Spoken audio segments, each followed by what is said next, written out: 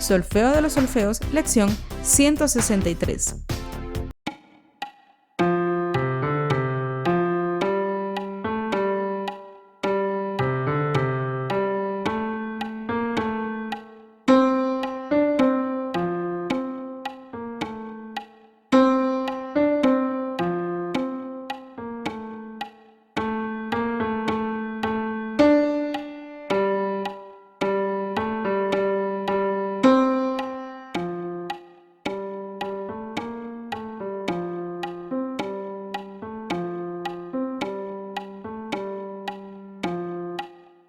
¡Excelente trabajo! Sigue así.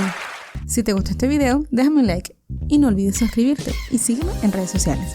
Nos vemos pronto.